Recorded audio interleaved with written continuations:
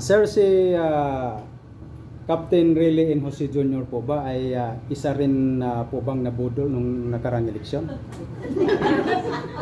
Ilan tayo sa Pilipinas, o dito sa Asia, ilan yung kapitbahay natin na may sarili ng pagawaan ng barko? At ito na lang, palitin na lang natin. Pagawaan na lang ng sasakyan. Di ba? Sino si Cherry dati? Sino nakakaalam ng Cherry na sasakyan? Sino nakakaalam ng BYD na sasakyan dati? Never heard. Di ba?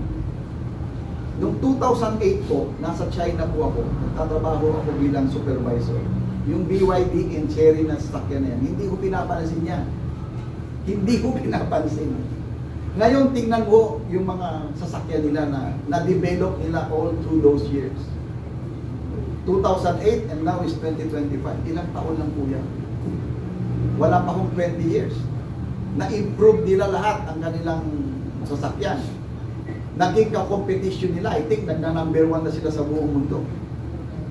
Tayo hanggang ngayon po, nandun pa rin po tayo sa jeep. Diyos me naman. Maya-maya na lang magugulat kayo yung mga ibang bansa, yung mga sasakyan, lumilipad na. Pero tayo hanggang ngayon, ang pinaglalaban natin dahil talagang nationalistic tayo, doon tayo sa jeep, doon lang tayo. Hindi ba kayo naaawa sa sarili nyo na lang? Ako naawa ako eh. Mula elementary tayo hanggang ngayon, nasasakyan mo jeep. Hindi ko kinokontra yung mga jeepney drivers natin. Dapat yan tutukan ng government. Bigyan ng subsidiya yan, bigyan ng tulong yan, paano sila mabubuhay. Pag tinanggal mo yung jeep, ano ang susunod na hakbang natin? Bakit hindi natin ayusin ang ating transportation system?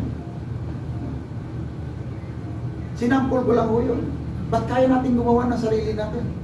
Hindi lang ho sasakyan. Hindi lang ho jeep. Kung gusto ninyong jeep pa din ng style, gawa tayong jeep. Pero tayong gagawa sarili natin na talagang merong glass na pwede natin ibenta sa labas. Proteksyonan ng gobyerno yon, bigyan ng pondo ng gobyerno yon. Bibigyan nila dapat ng atensyon yun. Huwag yung bawat isang gumagawa ng jeep natin, nakakaawang sila lang rin yung gumagawa na hindi makalabas, hindi makapag-export, hindi makilala. Kilala tayo na pag pumunta dito, diyan sila sumasakay sa transportation na yan. Pero dapat pagandahin natin, ayusin natin, alisin natin yung usok. Gandahan natin na dapat malinis palagi. I-ano natin, i-improve natin. Napakalayo natin sa totoo lang. When it comes to transportation, napakalayo natin. Yung sinasabi mo kanina, kulang tayo sa barko. Yes, kulang tayo. We have to build our own. Kaya po natin yun. Honestly, with my own experience, no? Ang ibang lugar, gumagawa ho ng mga barko sa ilog. Sa ilog ho sila gumagawa ng barko. Pagkatapos ng barko, ilalunch nila yung barko sa ilog lang. Tayo ho, kahit saan ka tumingin sa paikot, ikutan mo yung Pilipinas, puro ho dagat dito, malalalim ho dito.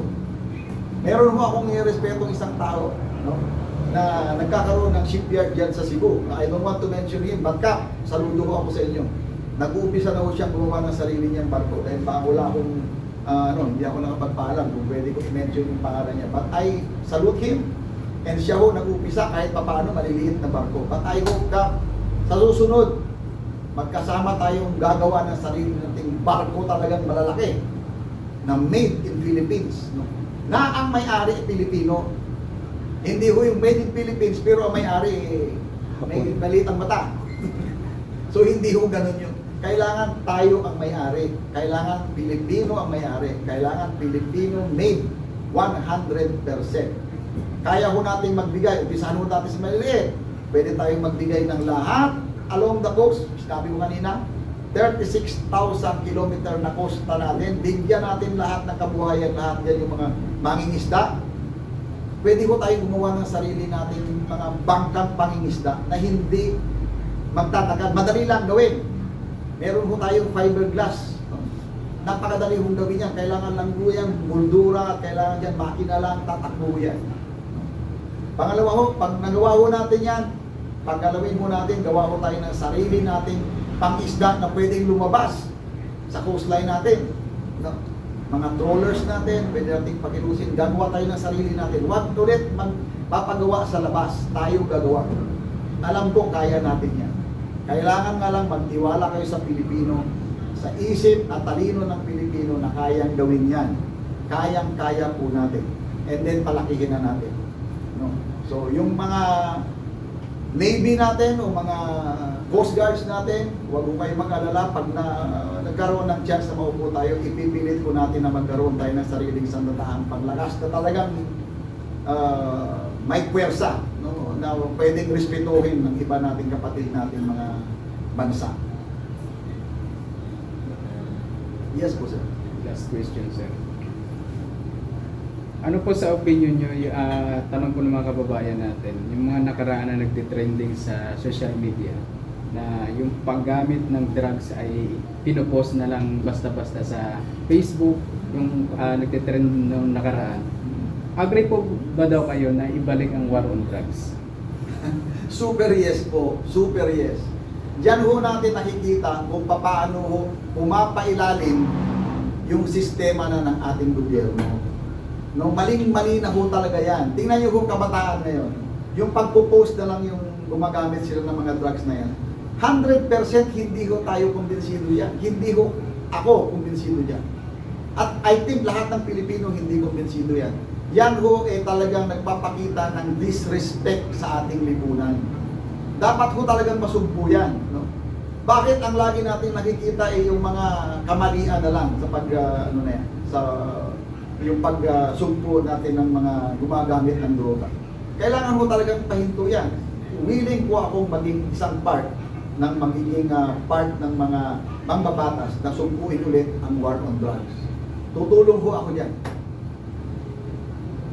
Yes po, ma'am. Sir, bilang pagtakbo ng independent, marami kasing mga Pilipino ngayon, mga kababayan natin na umiiyak. Nasa gitna lang po tayo, di ba po? Sa darating na isa po ba kayo sa tutol doon sa impeachment ni Bibi Sara? Yes, bilang isang Pilipino kasi, talagang ang sasabihin ko dyan, tutol na tutol ako dyan. Kasi ilagay na lang natin ang sitwasyon na ganyan. Example, ako yung nasa upuan ni Bibi Sara, na ginaganyan ako. Na yung kasama ko dati, talagang pinagkatiwalaan ko na maging ka-teammate ko, di ba? Ang sakit nun, di ba? Even ako, during the campaign, no? Talagang nagkampanya ho ako sa kanilang dalawa, President at saka Vice President. Green and red, talagang 100% sumuporta ho ako sa kanila. Ang sakit lang sa akin, para sa akin, na after wala pang 3 years, no? Ganyan ang nangyari. Nakakalungkot. Ba talaga sa totoo lang, hindi ako sang-ayon dyan. Bakit po? Unang-una, tingnan nyo. Ilang pong time, ilang buwan or maybe taon na ang nasasayang dahil lang sa usapin na ganyan. Usapin ng budget, usapin ng impeachment, usapin ng ganito, war on drugs. Paulit-ulit na lang po.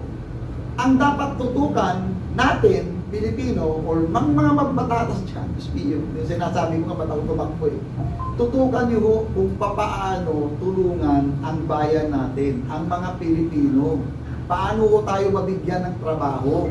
Paano ho tayo ma-educate? Paano ho maging edukado ang mga Pilipino? Para hindi na matutong manghingi sa inyo. Baliktad ang nangyayari. Ang tinututukan nyo yung gaya-ganyan. Hindi pa kayo nahiya. Nakakahiya ho ang bansang Pilipinas natin. All around the world is watching us and they look at the Philippines as a big circus. Circus tayo. We look like clowns sa ibang bansa. Nakakahiya po yun. Imagine mo, highest officer natin, kung highest person in the land natin, halos magsuntukan na, nag-aaway. Di po ba? Dapat po kung ano yung pinagpisa sa natin noong 2021-22, ang ganda ho sana yung ito na ang pagkakataon, magkakaisa ang bawat Pilipino. Sinira po nila Sinira po ninyo, nakakalungkot. No? So kahit ako personally, I'm saying na doon ho ako sa tama at alam ho ng bawat Pilipino kung nasaan ngayon ang tama. Mata sa mata, masasabi ko sa inyo.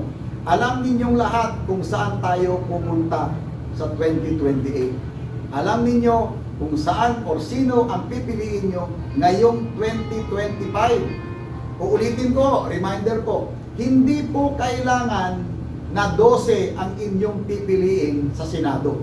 Hindi po. Kung ang napupusuan nyo, 2 lang o 3, siyempre isama nyo doon yung 32. Yun lang ho ang botohin nyo.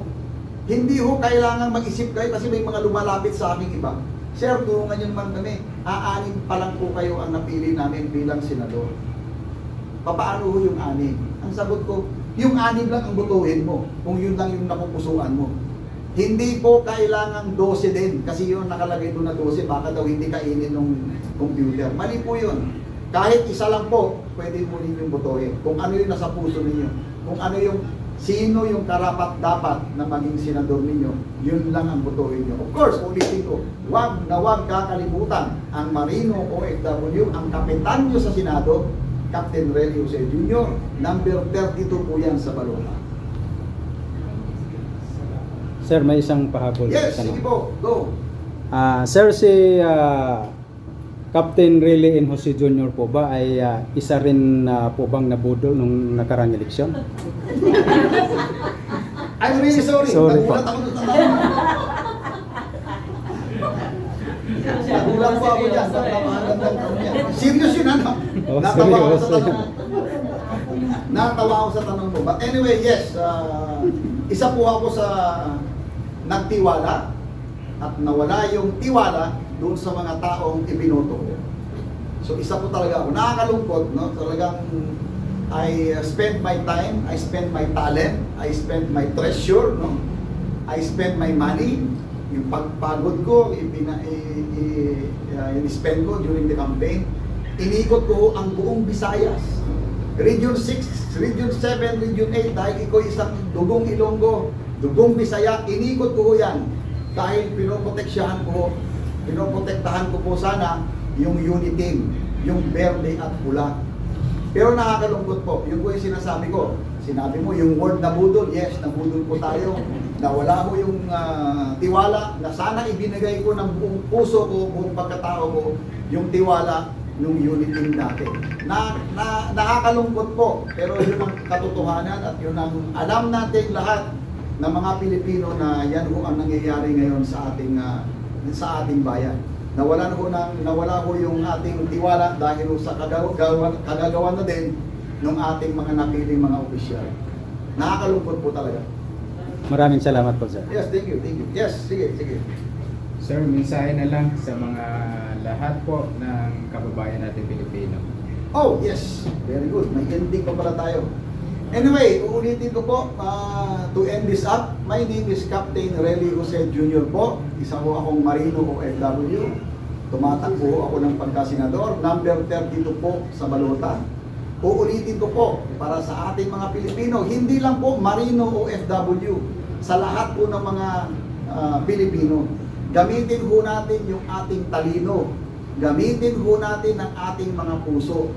Huwag ho tayong magpapadala sa 5,000 piso, 5 kilong bigas, 5 pirasong sardinas o noodles. No? Huwag po, ang isipin nyo, yung futuro ho, yung 5 taon o 6 na taon galing ngayon para sa mga apo, para sa mga anak natin. Yun ho ang payo ko sa inyo. Mag-isip tayo, isipin mabuti, gamitin ang talino at piliin po ang karapat-dapat na maupo sa Senado at yung iba pa, of course, national election naman to. Yung mga dapat piliin ninyong mga leaders, yung talagang nararapat. Huwag ho magpapadala, ulitin ko po, huwag ho ninyong ibebenta ang inyong mga boto. Pag-isipan mo mabuti, gamitin ang talino at puso, no? Paulit-ulit ko sinasabi na sana magkatotoo yung aking dasal na ang mga Pilipino ay totoong magkaisa, ang mga Pilipino ay magtulungan, at ang mga Pilipino ay totoong maging matalino. Isipin niyo po, 6 na taon po ang aantayin natin bago mapaalis kung sino man ang napili nyo ngayong 2025. Okay? Okay, ulitin ko po. Ako po si Captain Relly Jose Jr. Pag bumili ho kayo, huwag kalilimutan, number 32 po sa balota. Isang tubong Jensa, isang Ilonggo, isang Bisaya, isang Tagalog, Luzon, Visayas, Mindanao, aabutin po natin yan. Magtulungan po tayo at magkaisa. Number 32 sa Toyota. Kami po ang inyong kapitan sa Senado. Kung talagang gusto natin ng pagbabago, doon po tayo sa bago, hindi sa trapo. Maraming salamat po. Okay?